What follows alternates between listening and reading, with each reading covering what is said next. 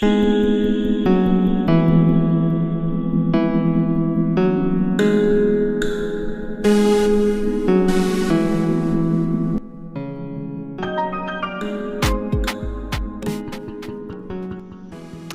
guys, welcome back. I'm using a square scarf. I've folded it into two to make sure one part is bigger than the other.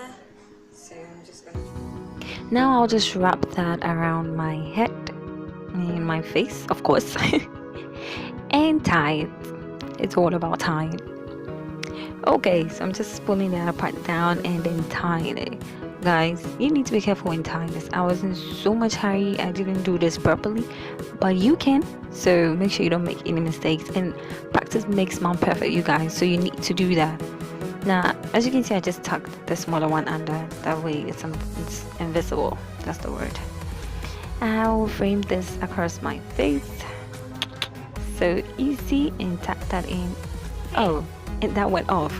So disrespectful. So I'll pin it down. That way, it doesn't go anywhere. You know what I mean? Okay, and I'm done. It takes less than a minute to finish this type of sauce.